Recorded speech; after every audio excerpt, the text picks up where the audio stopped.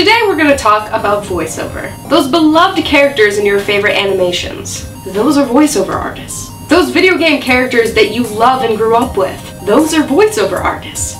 The commercial you hear while you're flipping through your favorite programs. Those are voiceover artists. There are so many different kinds of voiceover. Of course, there's people who believe that voiceover is just reading a script in some funny voices. But that's not what it is. The most important part of voice acting is the acting. It's important to know how to emote your voice and to portray the character accurately. I know some of you are really curious to learn about what I do voice acting wise. And as of right now, I'm doing a bunch of indie video games, a bunch of really amazing animations, an audiobook. I even voice for other YouTube channels like Lore and Winky Dink Media. I've been doing voiceover for over a year, and I'm being taught by an amazing voiceover coach, Christina. Some of you may know her as Annie, Amumu, and Nunu from League of Legends. The funny thing is, you guys pushed me to try voiceover. I would have never done it on my own had I not had so many comments telling me, I love your voice, you should voice act. And then I tried it, and I absolutely fell in love with it. YouTube is what pushed me to do it. YouTube is kind of what's helped me along the way. I remember growing up and feeling like my voice was too deep. Since I do have a bit of a lower tone voice, I can kind of morph it into something else. But I can still do high-pitched voices. But I can really do low. I can even do boy voices. And little girl voices.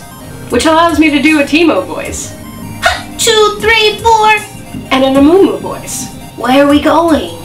So I've been pushing and pushing myself to get better, to learn, to get roles that I wouldn't normally do, to challenge myself. And honestly, this voice acting experience has been amazing. I know people are always like, well, I want to get into voiceover. How do I do it? Get a good mic, get a coach, and learn. Learn how to act. Build some characters. Make a demo. Audition for some freelance stuff. And most of it will probably be non-profit at first, but that's how you start. There is no easy one-step overnight process. I'm still learning every day. It requires a lot of dedication and motivation. Some of you have asked, what's it like hearing yourself in animations or games?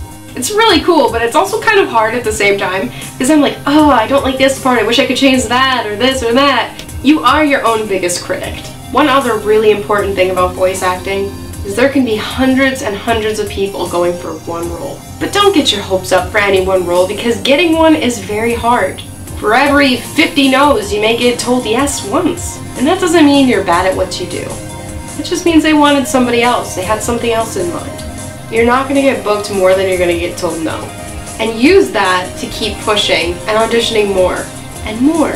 And eventually you'll have a nice portfolio of all the times that you were told yes. So I hope you guys enjoyed this video, and I really hope it answered some of your questions. And as always, I will see you guys in the next video. Bye-bye!